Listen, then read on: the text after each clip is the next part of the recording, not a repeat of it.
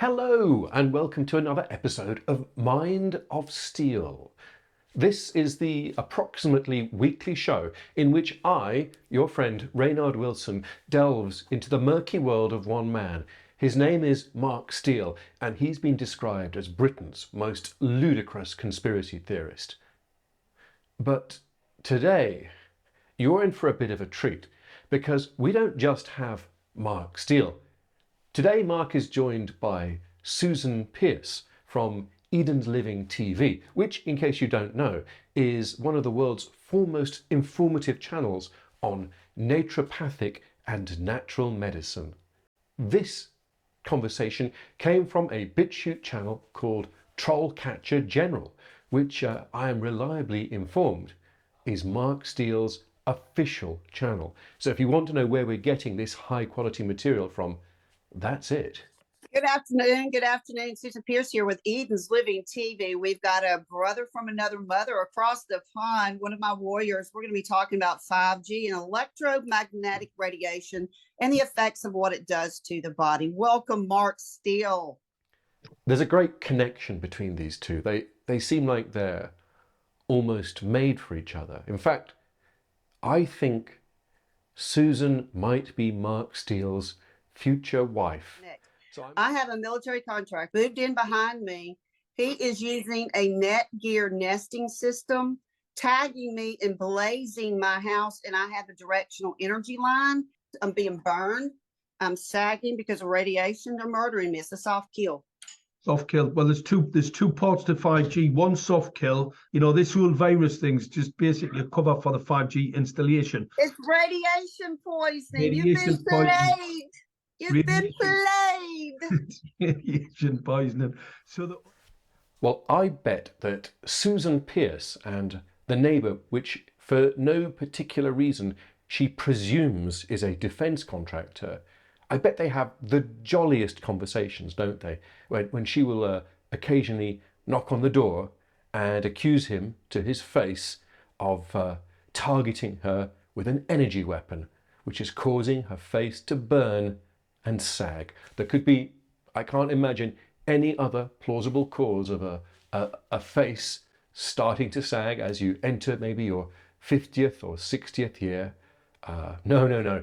Were it not for that neighbour's Netgear nesting system, I'm sure Susan Pearce would remain as supple as a teenager. They put 5G lights, 3 of them, in front of my home within 300 yards. My heart vibrates, my ears ring and bleed. I've got mucus in my bowels. They pulse. So every time I walk under or drive under, I've filmed this. It's pulsing, radiation, filming, and then it's picking up all of my bioresonance, everything. And if you introduce electrical current into the body, which has a resonance of 7.8, human is 7.8. If you introduce an electrical current in the biological, it kills it. It kills it. Natural. You see, you've got natural occurring radiation, which the sun, if it just heats you up a little bit, it can't be that bad because the sun's got the same non-ionizing radiation. Not the same. It's totally different. Not the same non-ionizing radiation. It causes photon chaos within the body. I don't want this modern photon chaos anymore in my life. I want the old-timey kind of photons, the kinds you could know and trust. Remember the photons you used to get from old Ma Henderson's shop past the white picket fence and the drugstore? And she'd heap out a bunch of photons. And you'd look at them and you'd know they were good photons. The kind of photons that you could take home to your grandparents. But not these photons we have today, these disgusting, chaotic photons that come from LED streetlights and send Susan Pearce's heart palpitating. Microscope images. We've also seen some structures that can be self-replicating, a bit like carbon nanotubes at certain frequencies, start to bring them together. Now they're self-replicating. Dr. Young showed me under the microscope. They're rulating your red blood cells. They're stacking them, and then there's a magnetic, like Legos, connecting in the form of, you know, Elon Musk says if he has enough of your DNA, he can make you into a freaking butterfly. Yeah. Imagine how awful it would be to be born from an egg and then made to munch a specific plant's leaves until you grew fatter and fatter, until your 7th or 12th instar, shedding skins, you begin to pupate and form a chrysalis around you. And then eventually you emerge from that chrysalis as a fully formed adult, and shortly after your wings inflate, you mate, lay more eggs, and then die. Well, if that's what Elon Musk wants, I don't want anything at all to do with it. It's a load of crap. I mean, virtual reality headsets. I mean, you've seen the state of them. So you've got this optical radiation emission inside. You've basically got a screen, a flat screen like that. We've got two massive magnifying glasses. They then focus a pulse modulated frequency of radiation directly on the retina. That's how you get the retinal display. It's absolutely lethal. And don't forget, your pineal gland is a crystal that resonates. You put a microwave device on the pineal gland, you will lose all connection to your creator and the ability to see through, excuse my language, bullshit. Well, that is a sobering warning for any of you who might be watching this episode via an Oculus Rift or a Valve Index. If you're one of those foolish people watching this show via virtual reality, please take the helmet off, come back from cyberspace, and listen to what else Mark Steele had to say. Because for your own pineal gland's sake, this madness has to stop. So I can brainwash people. Anybody wearing those virtual reality headsets, I'm going to tell you now, get them off. They're lethal. Get them off. They're tapping into your retinal they're tapping into your literal essence of your being. That's happening. They're tapping entities, the spirits. Wind into your soul through your eye, your central nervous system, and they're actually putting radiation into there. You don't know what they're imprinting. They don't know what the pulse modulated frequencies are. We just do not know exactly what the technology is capable of, and I can tell you now. Well, if Mark Steele doesn't know what the technology is capable of, nobody does, because nobody is more informed about the subject of virtual reality than Mark Steele. As has previously been mentioned, Mark Steele is the omni-fountain of all knowledge. There is no human knowledge that Mark Steele does not have a prolific professorial academic command over. We've just heard that he knows all about the important and frightening topic of virtual reality. But what of robotics, I hear you ask? Does Mark know about robots? Deadly androids that will stalk us in the night? Autonomous weapons? Kill grids? Of course he knows about these things. Why aren't you listening to me? He is the omni-fountain of all knowledge. Just listen to what he has to say about the deadly robots, okay? And then make up your mind. How do you stop these robots? What do you do? Well, I'll tell you something that I absolutely don't like, and that's glitter. Right? Like glitter. Glitter. I hate glitter. Well, if you get glitter, then you get glitter on its senses. Can you imagine? So I got to get my bling on to scare the robots out of my life? Get your glitter on, get your mirrors out, get your lenses out, right? That's all It's all problematic. You've got to remember, this is a mechanical device. It's not a human.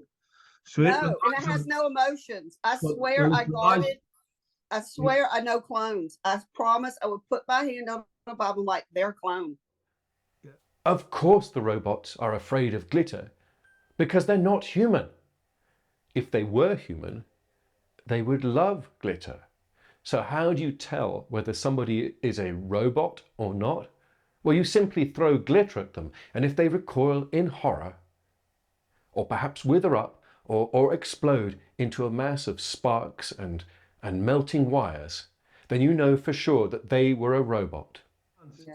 I'm pretty sure I've got some ideas about those lethal autonomous weapons platforms, because let's put it like this: they've got a few issues in relation to them. The hydraulics, for instance, you can hear them from quite a distance. If you hear somebody walking up to you and they sound like a clanking and whirling mass of hydraulics, sort of like a demented JCB digger, well, you can be sure that they are a robot.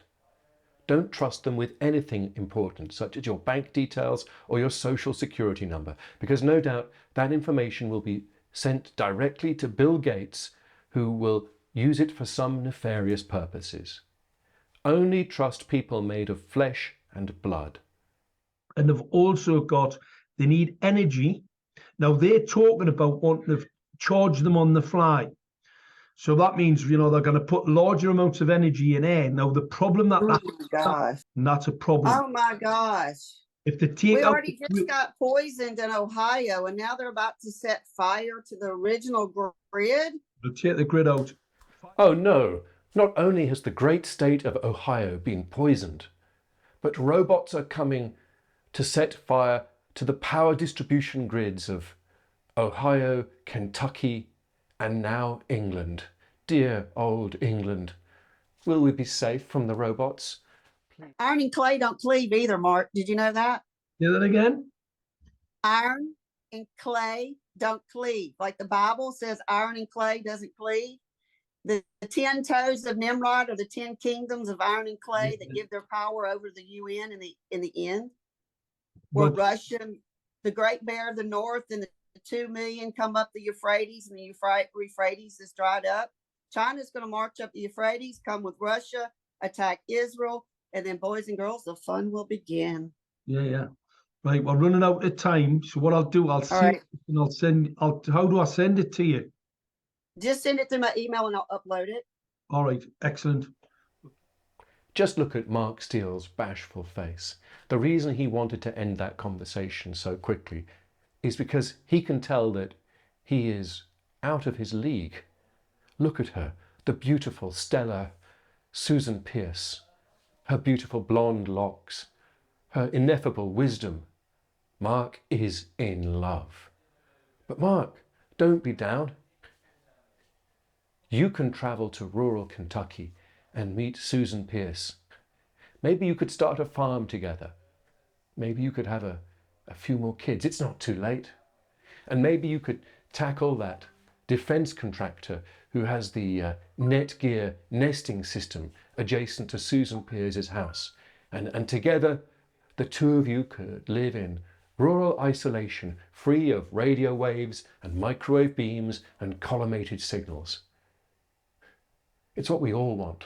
But Mark, you've earned it. Come on, experience your freedom. Gateshead is too small for you. Spread your wings, Mark. As I unfortunately have to spread mine, because that is the end of today's episode of Mind of Steele. But I'll be back with some more Mark Steele buffoonery.